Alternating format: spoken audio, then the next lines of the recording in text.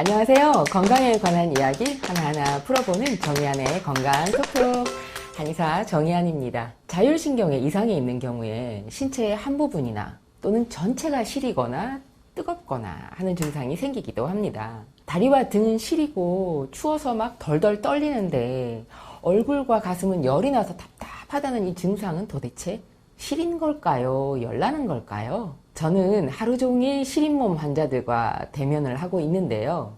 오늘은 치료 사례를 중심으로 한 시린 몸 환자 이야기입니다.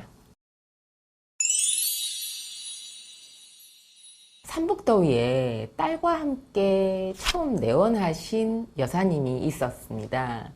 남들은 훌훌 다 벗고도 덥다고 부채질하는 이 삼복더위에 모자에 양말에 담요까지 두른 겨울 복장으로 내원하신 분입니다. 담요는 여름 어딜 가나 틀어대는 이 에어컨 냉기로부터 몸을 보호하기 위해서 머리부터 몸까지 모두 가리는 용도로 사용을 하셨다고 하네요. 이분이요, 어딜 가나 들고 다니는 여름철 외출 필수품이 담요라고 합니다. 그래서 여름철 외출은 정말 큰 마음 먹지 않는 이상 거의 안 하고 산다고 하셨어요. 에어컨 없는 곳을 찾을 수가 없고 특히 대중교통 타고 다니는 건 완전 불가능한 일이라고 하십니다. 무슨 이런 병이 다 있느냐고 하소연. 또 여름엔 에어컨 때문에, 겨울엔 찬바람 때문에 담요를 두르지 않으면 살 수 없다고 하소연하셨는데요.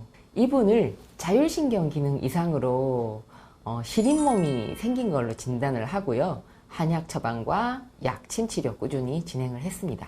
자, 마침내 지난 여름에는 저하고 진료실에서 이렇게 대화를 할 때 에어컨을 틀어뒀는데도 이분이 반팔 차림으로 앉아서 진찰 받으실 수 있을 정도로 시린 몸 증상이 없어졌습니다. 이분은 50대 초반에는 폐경이 막 되고 난 다음이라서 무릎만 시렸다고 하는데 해가 갈수록 다리와 발 그리고 하체 전체가 너무 시리고 추워서 견딜 수가 없다고 내원하신 분입니다. 나이는 55세이고요. 이 얼굴과 뒷목으로는 열이 막 올라오고 가슴은 답답해서 잠 잘 못 자는 날도 많아졌다는데요. 병원에 물론 가보셨겠죠. 병원에 갔더니 갱년기 증후군인 것 같기도 한데 검사에는 이상이 없다고 해요. 그리고 뾰족한 치료 방법 못 찾겠다 해서 실망하셨다고 합니다. 자, 저한테 이렇게 진료실 찾아오셨을 때는 갱년기 증후군인가 해서 여성 호르몬 한동안 복용을 하셨던 분이에요. 그런데 이제 얼굴에 열이나 다리의 시린감은 별로 호전이 되지 않아서 굉장히 낙담하던 중이었거든요. 전형적인 상열한 증상이죠. 상체는 뜨겁고 하체는 차가운 병적인 에너지 교란 상태인 거죠. 자, 이분은요, 수승화강 상태. 상체의 뜨거운 열기는 아래로 내려오고 하체의 냉기는 위로 올라가는 이런 건강한 에너지 교류, 이런 상태를 위해서 한약과 약침 치료 꾸준히 진행을 했습니다. 치료가 진행되면서 몸의 변화가 시작이 됐는데요. 다리가 심하게 시리고 추운 증상이 없어졌고요. 상열감, 또 가슴 답답, 불안감, 불면증은 사라졌습니다. 자, 이번에는요, 부모님과 함께 내원했던 여중생 이야기입니다. 15살이에요. 얼굴과 등은 여드름이 너무 심하게 많이 나고요. 손발은 싸늘하고 축축하게 땀이 나고요.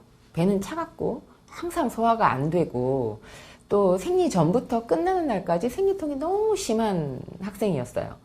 또 소화가 더 안 돼서 생리 기간 동안 늘 느글느글하고요. 막 구역질 나고 밥 전혀 못 먹을 정도로 증상이 심해서 생리할 때는 항상 학교 조퇴를 했다고 합니다. 그리고 손발이 차갑고 축축한 것 때문에 이게 심리적으로 위축되잖아요.